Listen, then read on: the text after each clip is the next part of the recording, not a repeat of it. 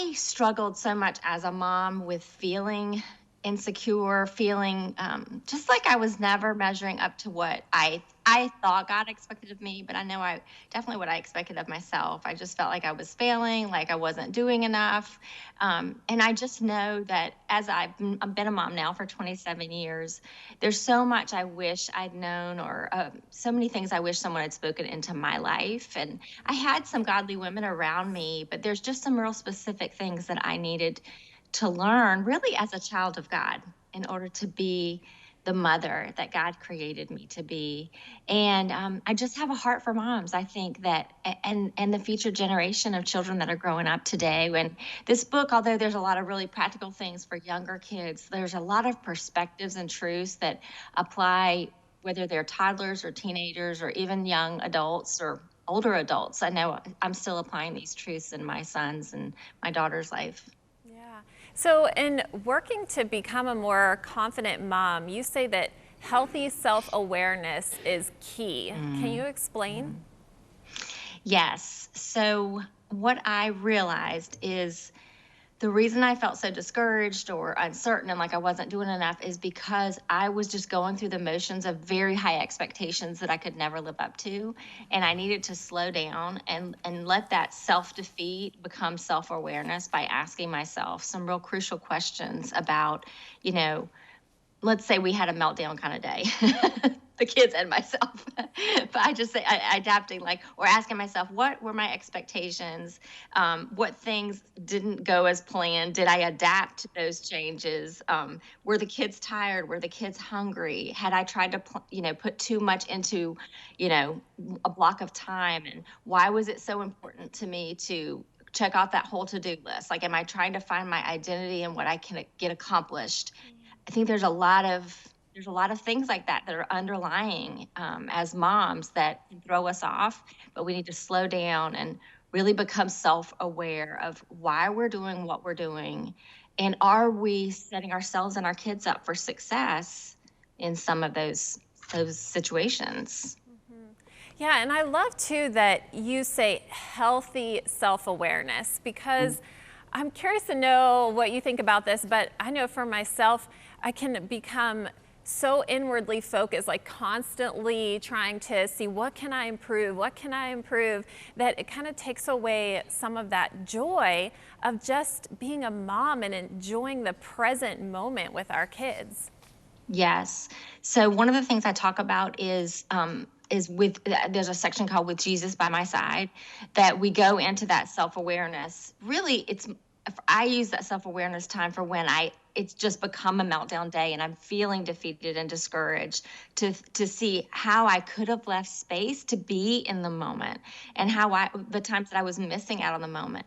But there's a chapter before that one about Jesus, it's called Reorienting Our Heart to the Goodness of God, and really looking at 3 different attributes of the Lord through Jesus's life: that he's available, he's aware, and he is approachable.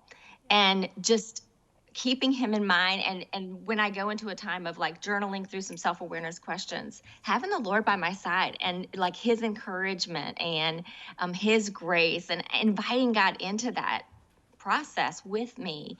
And when I do that, the Lord points me back to slowing down, being in the moment, not being in such a hurry, not being so, I would say, performance-based or production-oriented. We want to get things done because motherhood can be really hard in that it's just not measurable most days.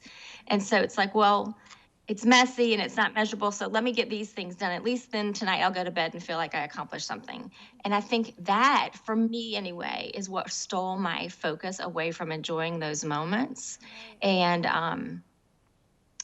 missed out on some of the things. If I could go back, people have asked me, is there anything you would do different? And I have said, I would have enjoyed it more.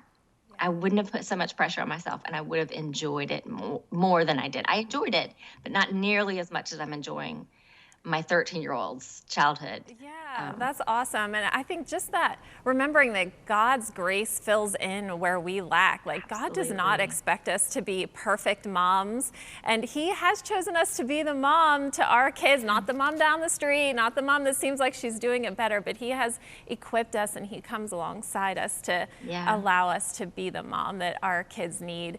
And so you talk a lot about gold mining and how that's a key part of parenting.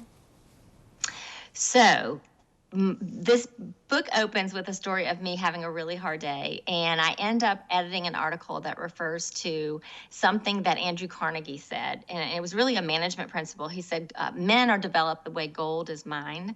A gold miner has to move through tons of dirt to find 1 ounce of gold, but he doesn't look for dirt, he looks for gold. And the more he looks for, the more he finds.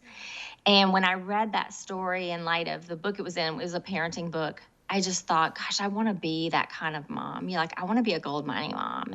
And the way it was being used was to, look for our kids' abilities and talents. But I just knew there was something more that I was missing out on. But at the same time, I also remember whispering, I wish I had a gold miner in my life who saw beyond, like, who could help me see something good in me, because I was in such a place of discouragement. Like Tom mentioned earlier, my eyes weren't on the storm, but man, they weren't on Jesus.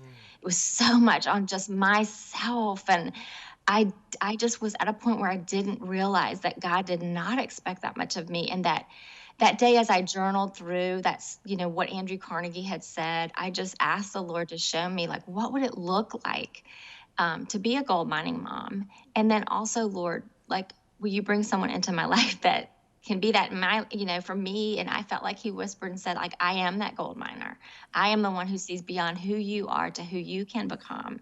And the gold is my image that was woven into you when I created you, but the dirt is all the sin, and you're buried in it. And I want to bring the image of my son to the surface so your kids can see it. And I realized that as I leaned into the Lord to allow Him and to walk through that process with Him, and it would become an overflow of what I would begin to see in my children. And then at the same time, I asked Him what would the gold look like in my children, and I came up with a list of 24 different golden attitudes and golden actions. And they were basically character traits of Christ.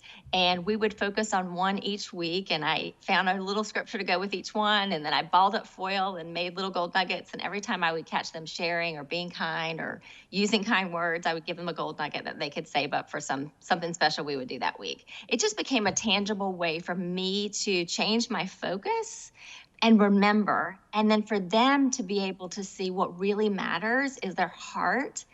And the whole analogy and word picture really became a guiding principle for us as a family.